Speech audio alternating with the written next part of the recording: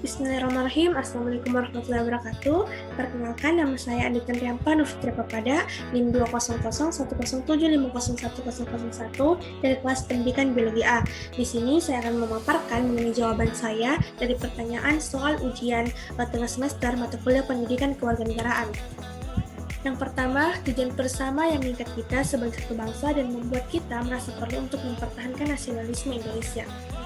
Kita tahu bahwa kondisi pandemi yang melanda negara Indonesia pada saat ini menyebabkan sangat rentan terjadinya perpecahan antar masyarakat di Indonesia.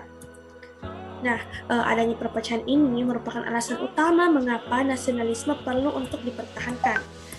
Nah, untuk mempertahankan nasionalisme diperlukan tujuan bersama. Tujuan bersama yang saya rumuskan yaitu mewujudkan masyarakat Indonesia yang taat akan protokol kesehatan. Mengapa hal ini penting? Nah, sebagai warga negara Indonesia, kita dapat saling menjaga dan juga mengingatkan satu sama lain akan bahaya dari COVID-19.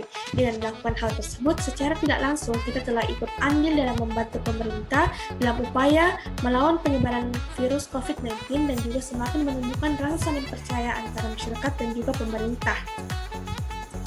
Selanjutnya, yaitu beberapa waktu lalu, masyarakat Indonesia juga dihebohkan dengan adanya kasus terorisme dan juga gerakan pemberontakan yang terjadi di Papua. Nah, selanjutnya, adanya kasus seperti itu merupakan bentuk kurangnya implementasi terhadap Pancasila dan kurangnya rasa nasionalisme pada jiwa masyarakat Indonesia, sehingga perlu dirumuskan tujuan bersama dalam mengatasi masalah tersebut. Nah, tujuan yang saya tawarkan, yang pertama itu memahami dan mengimplementasikan nilai-nilai Pancasila dalam kehidupan sehari-hari. Adanya pengimplementasian ini dapat menambah pemahaman kita terhadap kandungan nilai dari Pancasila, maka tidak akan ada lagi aksi teror yang terjadi dengan mengatasnamakan agama tertentu. Karena dalam Pancasila kita memiliki sistem ketuhanan yang Maha Esa yang mengandung arti bahwa setiap warga negara Indonesia memiliki hak untuk memilih agama dan beribadah menurut keyakinan masing-masing. Kemudian selanjutnya itu tidak akan ada gerakan separatis yang terjadi dengan tujuan untuk memisahkan diri dari Indonesia karena kita memiliki sila Pancasila yaitu Persatuan Indonesia. Selanjutnya akan saya jelaskan yaitu nilai pendukung terwujudnya tujuan bersama. Nah, di sini ada beberapa nilai, yaitu yang pertama nilai cinta tanah air, yang kedua rela berkorban, yang ketiga menghargai jasa para pahlawan, yang keempat mengutamakan kepentingan umum, dan juga bangga pada budaya yang beragam. Adanya penanaman nilai-nilai nasionalisme diharapkan dapat menjadi bekal masyarakat untuk tetap semangat dalam menjaga persatuan dan juga kesatuan bangsanya. Kemudian yang selanjutnya yaitu formula nasionalisme yang relevan dalam konteks transnasionalisme dan kewarganegaraan global. Transnasionalisme adalah fenomena sosial dan agenda penelitian ilmiah yang muncul karena manusia saling terhubung, di mana batasan ekonomi dan sosial antar negara semakin memudar.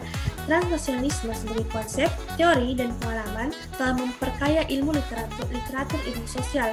Dalam praktiknya, transnasionalisme merujuk kepada peningkatan integrasi fungsi proses yang bersifat lintas batas atau lintas hubungan individu, kelompok, lembaga, dan mobilitas di luar batas negara.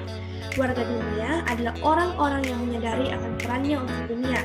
Mereka yang tergerak oleh ketidakadilan sosial yang terjadi, mereka yang aktif dalam berkontribusi, baik masyarakat lokal maupun masyarakat dunia. Mereka yang memiliki keinginan untuk membuat dunia menjadi lebih baik, dan mereka yang memiliki rasa tanggung jawab terhadap segala macam tindakan yang mereka lakukan. Kemudian selanjutnya itu memahami berbagai perubahan dan evolusi makna nasionalisme. Nah, yang pertama, nasionalisme pada awal kemerdekaan begitu ampuh menghantarkan Indonesia kepada tujuannya. Selanjutnya, nasionalisme diibaratkan sebagai kunci bertemu dengan gemboknya. Nasionalisme Indonesia pada masa kemerdekaan berada pada posisi tepat, bahkan menjadi antitesis nasionalisme Barat yang keliru. Yang pertama, nasionalisme Indonesia dibungkus perasaan tertindas sebagai bangsa terjajah. Kemudian yang kedua, keinginan hidup bersama dalam tatanan alternatif secara politik dan nasional menjadi modal dasar diperjuangkannya bentuk negara merdeka dan juga berdaulat.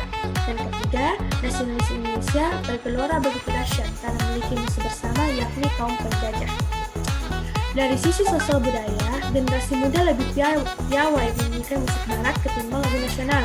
Ruang publik juga bergeser dari taman kota ke mall yang begitu menggoda syahwat konsumerisme. Nasionalisme Indonesia semakin sulit menemukan bentuk idealnya jika dikaitkan dengan tatanan politik internasional saat itu. Pasca runtuhnya Uni Soviet pada dekade 1990-an, dunia bergerak dari sistem bipolar menjadi sistem non-polar. Perubahan besar kembali terjadi ketika fenomena globalisasi yang dicirikan dengan kemudahan di bidang komunikasi dan informasi semakin menihilkan batas-batas negara. Seiring dengan itu, nilai-nilai nasionalisme di jiwa segenap penduduk Indonesia mulai pudar seiring dengan berkembangnya zaman. Kemudian yang selanjutnya, apakah keluarga negaraan ganda dapat diterapkan di Indonesia tanpa merusak nasionalisme bangsa?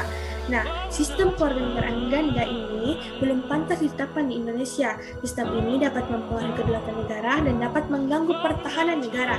Sistem kewarganegaraan ganda juga bisa dimanfaatkan oleh orang-orang yang selama ini ingin memisahkan diri dari wilayah NKRI, juga dapat dimanfaatkan dengan menjual identitas untuk kepentingan pribadi. Selanjutnya yaitu apakah elemen pengikat bangsa dapat dipertahankan, dipelihara, dan diperkuat seiring dinamika kehidupan bangsa, bernegara, dan juga bermasyarakat. Penjelasan konstruksi keindonesiaan pada dasarnya terbangun dari ruh dan juga elemen masyarakat yang heterogen, baik secara suku, budaya, agama, bahasa maupun alamnya. Para pendiri bahasa Indonesia sangat menyadari kebijakan harus didasarkan pada prinsip demokrasi yang berbasis kebinekaan. Untuk itu, perlu kesadaran dan komitmen seluruh bangsa Indonesia untuk menghormati kemajemukan bangsa Indonesia dalam upaya mempersatukan bangsa dan ditegaknya NKRI atau Negara Kesatuan Republik Indonesia. Sekian dan terima kasih. Semoga apa yang saya sampaikan tadi dapat berguna bagi teman-teman sekalian. Kurang lebihnya mohon dimaafkan. Wassalamualaikum warahmatullahi wabarakatuh.